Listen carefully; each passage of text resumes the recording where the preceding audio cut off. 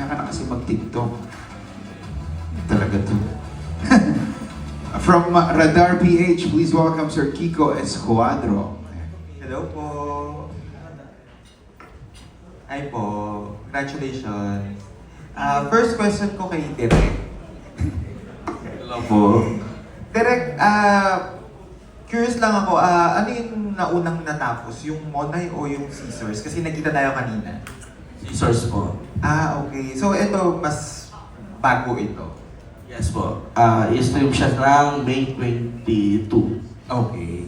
Direk, ano lang, syempre, marami kang nagiging project, nagkakasunod-sunod. Hindi ka pa nauubusan ng creative juices sa pagbuo ng pelikula, mga ganito. Siguro time management na lang. So, yun yung inaayos ko din. Na hindi siya magkaroon ng rumble, na time ako to studies yung bawat project ko na meron. Halos magkasunod to, ano yung masasabi mong mas mahirap or ano yung nagbigay ng challenge? Yung Scissors o yung etong Monay? Actually, parehas sila. Kasi kung magawa ko, every project ang iniisip ko talaga, first time. So, ito yung first ko. And first and last. So, kung wala na yung kaba ko talaga, so parang hindi na ako masaya nun. Ito, actually, kinakabahan pa rin ako. Bakit po? Bakit po kinakabahan? Ano lang, siguro, it's, nandun yung, parang ini-enjoy ko na yung kung anong meron ako eh. So, thankful ako kay Viva, kina Boss Vic, nabigyan ako ng opportunity na ganito. So, kung ano man dumating ng opportunity, kahit nagme-mainstream na ako, kinukuha ko pa rin. Okay, thank you po. Hi, Sahara. Hello. Po. Curious lang, pang ilang Viva BMX project mo na to? Kung hindi ako nagkakamali, parang 15 or 16 na. Oh, dami na. Medyo wala na nga. Oo. Naninibago ka pa ba pag may mga bagong project na ganitong dumarating sa'yo? Actually, medyo matagal din talaga ako nagpahinga, parang half year. Before nung Scorpio, then ito na, after ng Scorpio. So, lagi ako talagang naninibago. Depende rin sa mga nakakasama din kasi syempre, nangangapa. Lalo na dito si Kuya Rush is first time namin mag-work together. Tapos, si Kim. Yes po. So, laging bago. And especially, direct, first time namin to. Pwedeng malaman, konting kwento lang, ano nangyari sa'yo? Bakit ka nagpahinga medyo matagal? Medyo naging busy kami sa work. Under Viva pa din. So may ibang project na natanggap? Yes. Ano to? Hosting. Ibang, hindi siya BMX? Hindi, hosting naman siya. Okay. Okay. Last na lang, siguro ano na lang, medyo nagpahinga ka, tumagal na konti yung pahinga, nagkaroon na ibang project. Nanibago ka ba? Ano yung preparations na ginawa mo para Ayun, medyo kasi nagkalaman ako eh. So, nagpapayat talaga ako. Pero feeling ko medyo may laman pa ako dito. Pero nagpapayat talaga ako before ko gawin ang Monay. So, yun siguro, nag-diet ako, nag-jogging ako, yun, exercise. Okay, thank you. Thank you. Maraming salamat po, Sir Kiko. Next question will be coming from Sir Jojo Cabineta from PEP PH. Hello, good afternoon. So, Sarah, di ba sumsali ka dati sa mga pageant? Tama ba? Yes, Oo. Sahara Cruz pa ako dati. Oo, pwede yung ikwento mo. Ikwento ko. Oo. Ayun, before ako mapunta sa BMX, nagrumarampa-rampa, pero hindi yung talagang big pageant, mga runway naman. Yun. So, kung masasearch nyo siya, Sahara Cruz. And, for the rampa-rampa ako, yung pang mga time na baguhan pa si Anita Gomez, siya yung nakakasabay ko ng mga time na yun. And yeah. Sumali ka rin sa TV show, sa isang contest ng TV show? Yes. Oo, naalala. Showtime ba? Tama? Oo, Sexy Babe. Oo, Yes. nanalo ka? Daily, pero Oo. Kasi yung itsura mo, beauty queen material, di ba? thank you po. Tapos, yung nakalagay sa profile mo, LGBTQ yung parents mo. Yes. Oh, Yung father ko, actually nakwento ko na to ilang beses. Yung father ko is dating trans and yung mother ko is lesbian. Oo. So, yun. Anak nila, eto din. Ilan kayo magkakapatid? Anim.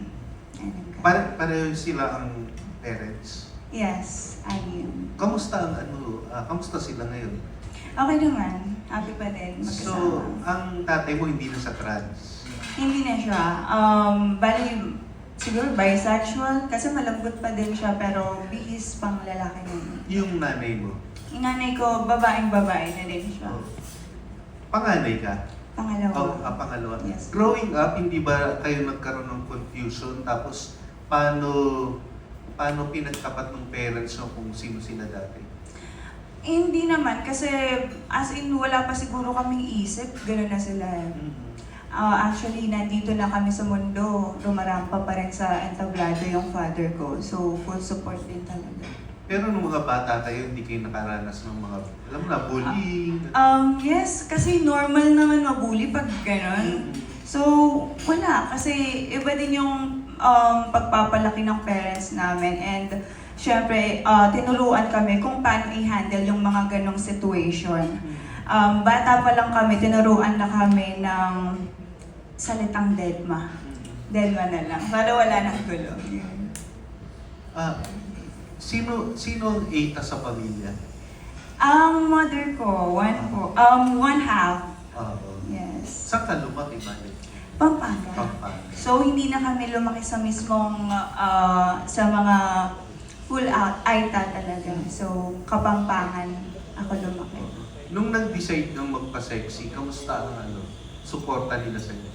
Sobrang open nila, sobrang supportive nila. Since nag-bibikini open naman ako dati, parang, kasi breadwinner ako eh.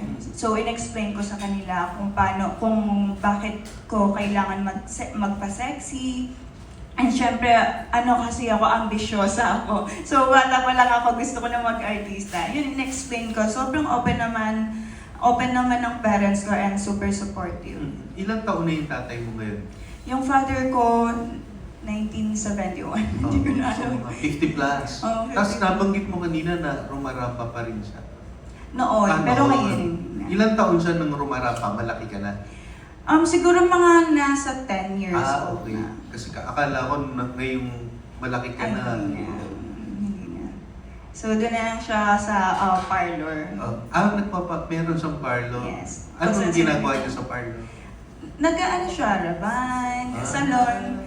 Ayun, yung mga raban, gupit. So siya na rin ang nag-aayos sa'yo? Nung bata ako, pero ngayon kasi, since nandito ako sa Manila, ako na yung nag-aayos sa akin. Ang mom mo, anong trabaho? Ano siya, nagtatahi siya, pero dati siyang OFW.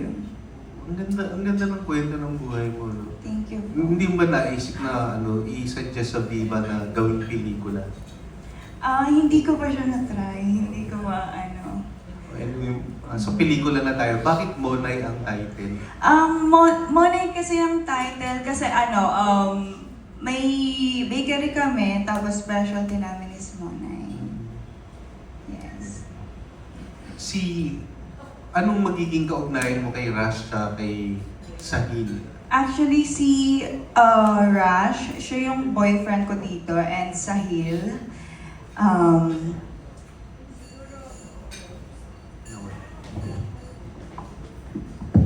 siya yung basta siya yung kontrabida ng buhay namin dito. Bigla na lang sumulpot, kaya abangan. Last na lang, kanina nasabi mo more than 15 na yung nagawa mong movies. Ano Yes. na yung mga naipundar mo para sa sarili mo? Para sa sarili ko, siguro hindi kasi ako masyadong, hindi ako materialistic na tao. Ang naipundar ko is yung mga magiging diploma ng mga kapatid ko. Pinag-aaral mo Tatlo sila. yung college ko. And gagraduate na yung isa ngayong year. Pwedeng malaman ko anong mga course nila. Yung isa HM, yung isa accountant, and yung isa IT. Ikaw ba nakatapos ng pag-aaral? Hindi. Oh, so, So, sa kanila, pinauna ko muna sila. Siguro by 2028, matatapos na sila lahat. Ako naman yung next. may plano kang mag-aaral. Siyempre. Anong course ang balak mo? Sa ngayon, hindi ko pa alam. Baka ituloy ko na lang yung natapos ko nung grade 12, Accountancy Business Management. Ang galing mo naman, ikaw nagpapaaral sa kapatid. Thank you po. Okay naman sila sa'yo. Okay naman. Awa ng Diyos, matalino sila. So, deserve naman nila. Thank you. Thank you po. Thank you, Tito Jones. Good to see you. Salamat po. Next question will be coming from Miss Ana Cereza from ABS-CBN. Hello, Sahara. Ang tingin mo, growing up yung with your situation, ano tingin mo yung values na na-instill nila sa'yo or anything you learned from that experience na nagagamit mo that really helped you today or really shaped you today? Yung experience ko, siguro kasi hindi kami lumaking mayaman eh. So, sobrang hirap din kahit nagtatrabaho sa ibang bansa yung mother ko. And bata pa talaga ako, nagtatrabaho na ako as in working student ako. So, ang masasabi ko siguro ngayon sa aking life, I mean, yung natutunan ko is, hindi ko dapat sayangin yung prime years ko. Ayun. So, hanggat meron, hanggat kaya, gagawin ko yung lahat ng pwede ko pang gawin habang nandiyan pa. Yes. Ano, you mentioned ambisyosa ka. Ano ba yung parang peak goal mo sa ngayon? Or ano pa talagang gusto mong ma-achieve mo? Ang gusto ko pang ma-achieve siguro is, syempre gusto kong mag-mainstream, gusto kong makita yung itsura ko sa theater, di ba? And gusto kong makita sa TV, sa mga teleserye, ayun. And sa goal ko naman sa family is, gusto kong makatapos nga ng pag-aaral yung mga kapatid ko and syempre maparenovate ko yung bahay nila mama and magkaroon ako ng sariling bahay at lupa din. Saan daw nag-aaral yung mga kapatid mo? Sa Pampanga. Yes. Ilang taon na sila? Yung isa, 2024. Hindi ko maalala. Basta, lang kami, Magkakasunod. Magkakasunod lang ka, hindi ko na memorize. Last na lang, direct masasabi mo naman na may potential tong si Sahara after so many movies and after working with her. Yes. Meron po. Thank you. Thank you very much, Ms. Anna. Next question will be coming from James Gabe from Tito James. Hi, Direk. Congrats po. Based po dun sa may trailer, obvious naman po na Monay yung title. Kasi may bakery, tapos yung salitang balbal na Monay. So, gets naman namin yung tinutukoy. Pero, kagaya po ba sa Scissors, meron pang mas malalim na meaning yung Monay doon sa movie? Siguro lumalaban ito when it comes to dangal, kasakitan, pag-ibig. So, nandun, dinalaban niya para lang maitawid yung itong bakery. So, sa kaligtasan na makuha niya talaga, na hindi ma-abolish. So, ginawa niya yung lahat. Kaya napunta yung character ni Zahid para patulan yung offer niya. Thank you, Direk. Tapos kay Miss Sahara naman po, medyo mahirap to para sa'yo, ano sa tingin mo yung advantage at saka disadvantage ng pagiging isang sexy star dito sa Pilipinas? Ay, advantage. Kasi, ang advantage kasi dito, madaming project, mabilis yung project dito sa pagiging sexy star as a BMX artist. As in, madami ring hindi kagaya sa iba. Sobrang hirap makakuha kasi nga labanan. Maraming mas magagaling, ganon. Hindi katulad dito, hindi naman porke syempre maghuhubad ka is madali ng pili pa rin naman yung mga artist.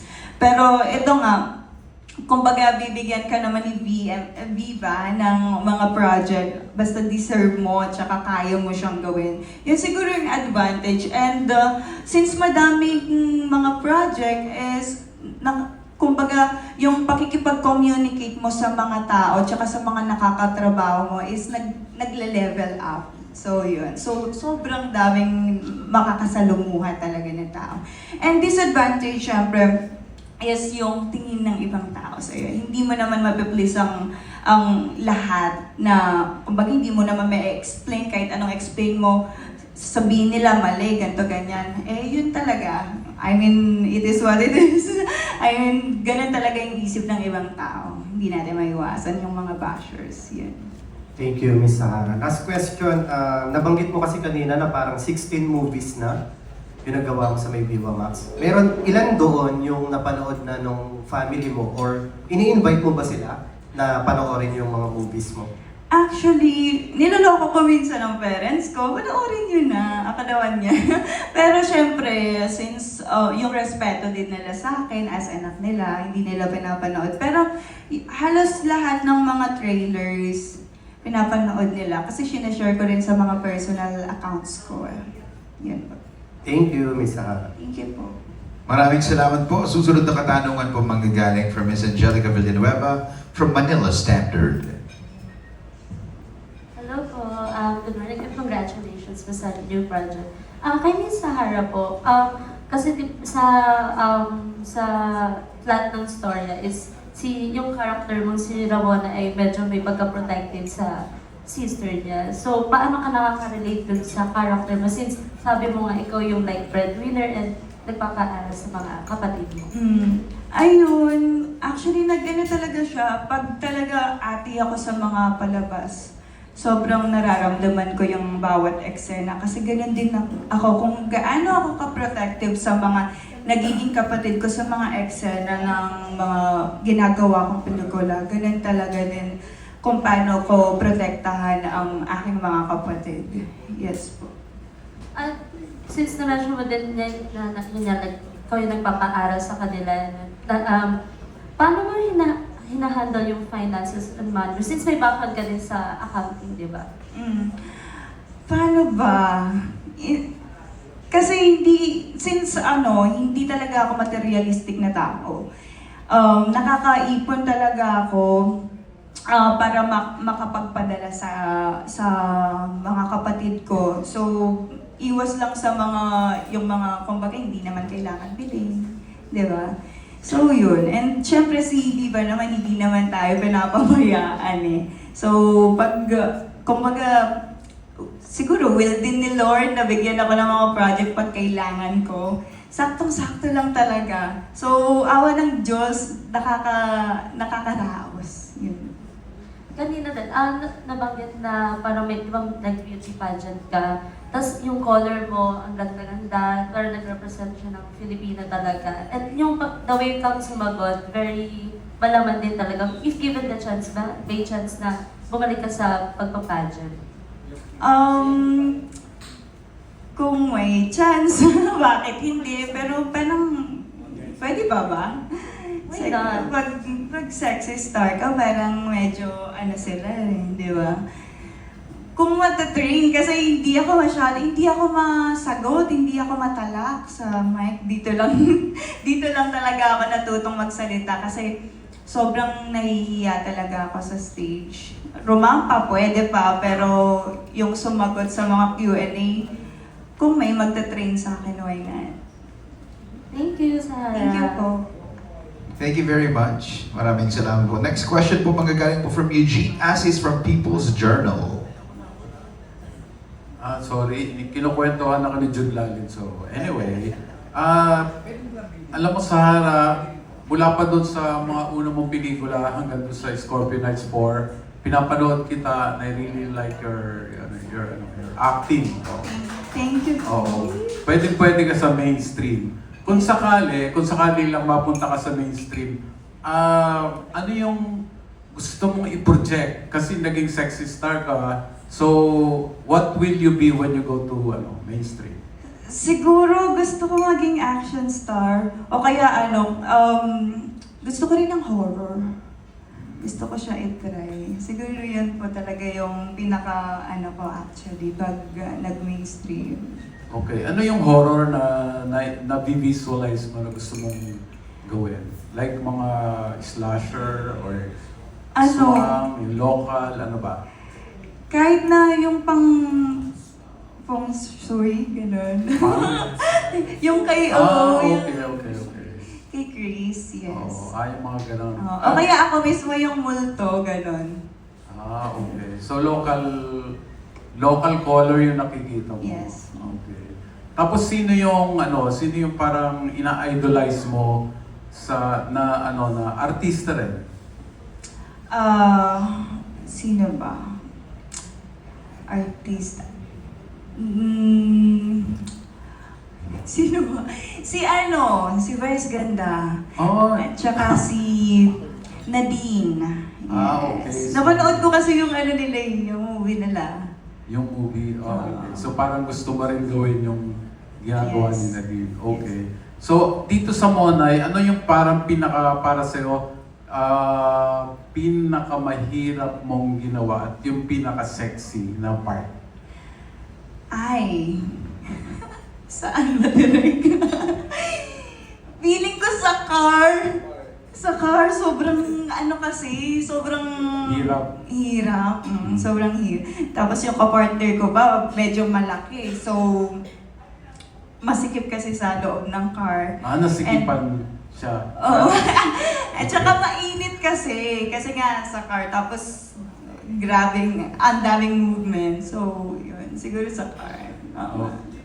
Okay. Tapos yung ano ba yun, may second question, yung pinakamahirap at yung pinakamasarap sa'yo dun sa na-excel.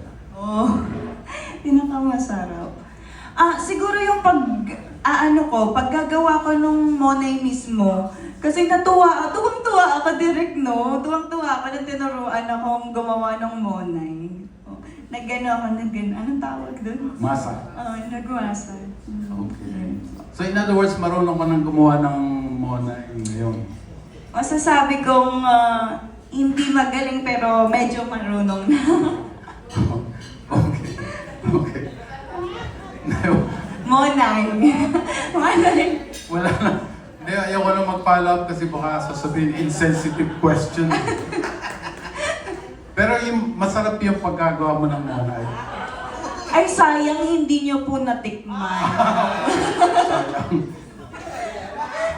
Try natin gumawa next time. ng Monay. Yes. Thank you very much. At sigurado papanoorin ko rin. Thank you po. May follow-up daw si Ma'am Aster. Hindi na. Thank you very much. Thank you. And your name talaga is mainit Sahara Desert. Mainit, so you're really hot. Thank you. Thank you, Sir Eugene. Maraming salamat po. Thank you, Sahara din. Very pageant, Pwede. Nakikita ko siya. Diba, direct. Next question po, magagaling po from Sir John Fontanilla from LSFM. Ayan, medyo mainit na yung tanong. Pero this time, kanina Sahara na-mention mo na medyo huminto tayo sandali sa pag-arte. So, may preparation ba ulit? Or medyo may kaba ba ulit pagsalang mo ulit? Actually po, hindi talaga nawawala yung kaba ko. Every time nagagawa ako. Kasi hindi naman lahat ng is pare-parehong character yung piniplay ko. So, nandun talaga lagi yung kaba. And syempre, as usual, babasahin ko ng mabuti yung script, pag-aaralan ko siya kung sino ba talaga yung character na ipa-play ko. So yun, aside from nag-diet ako, binasa ko ng mabuti yung script and syempre with Derek and the team. Kanina na-mention mo din na gusto mong makatawid sa mainstream and gusto mong maging action star, diba? Given the chance, sinong mga action stars sa atin ang gusto mong maka-work? Ang gusto kong maka-work, action star. Sino ba? Ay, sayang. Angel Locsin sana eh. Pero parang nag-stop na, no? Angel Locsin. Sa lalaki? Sa mga lalaki, Robin Padilla. Why? Why si Robin? Kasi pinapanood ko yung mga bad boy niya, mga ganun. Kasi kumbaga, idol ko yung mga nagawa niya. Lagi ko pinapanood, dati pa. Kasi yung parents ko din is pinapanood nila, so nakikinood ako. Ang galing na actor. Pati daw Senado ba pinanood mo? Yung pagiging bad boy niya sa Senado. Hindi kayo nasasagot. Ang ex na yun. May iba na lang, di ba? Pero ikaw, kumbaga, if ever makatawid tayo sa mainstream at mabigyan ng, alam mo yung magandang opportunity, are you willing to go back sa paggawa ng mga sexy film?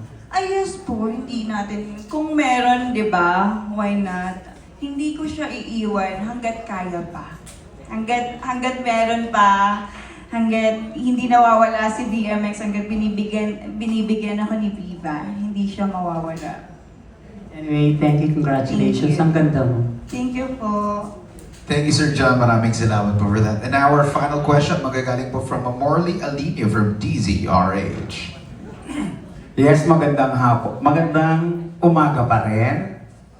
Tanghali, magandang question ko ay regarding to sa Monay.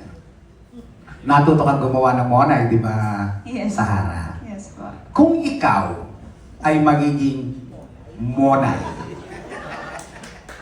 anong klaseng palaman si Ras Flores at si Sahil Khan? Klase ba naman? Ano ba? Ano yun?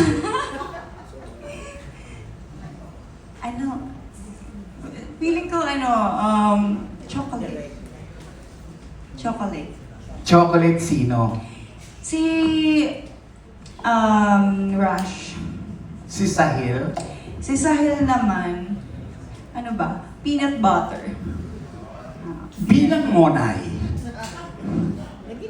Yan. Bilang Monay, ano ang una mong ipapalaman? Chocolate o peanut butter? Chocolate lover ako, so chocolate. Pero hindi yun ang question ko. Ang tanong ay, sabi mo kanina, breadwinner ka. Yes. Pinag-aral mo yung mga kapatid mo, tinulungan mo yung mga magulang mo. Hindi mo ikinahihiya kung kabilang sila sa amin sa LGBTQI+. Congratulations. Masaya ako. Thank you. Masaya kami. Thank you. Tanong. Parang nakakakaba, no? Parang kinakabahan ako. Kung bibigyan ka ng pagkakataon na makatanggap ng regalo mula sa mga taong minahal mo, ano ito? Pero bago mo sagutin yan, isa pang tanong. Sige. Para diretso na tayo. Ano ang kinatatakutan mo na mangyari sa'yo at sa pamilya mo? Okay. Paano ba? Regalo. Doon muna tayo sa regalo. Ako naman, wala naman akong hinahangad na kahit anong like material na gift. Gusto ko lang kompleto kami, walang nag-aaway-away, healthy, ganon. Siyempre, yung love dapat hindi nawawala. Every Christmas and New Year, gusto ko kompleto kami. Yun lang yung laging gift na gusto ko from them. And yung kinatatakutan ko, yun nga, is magkawatak-watak kami. And kinatatakutan ko din is magkasakit yung parents ko. Yun naman ang ayaw natin. So gusto ko laging healthy sila. And syempre, ayaw ko rin mangyari na ako naman din yung magkasakit. Kasi paano naman sila? So yan po. Maraming salamat Thank you po. po.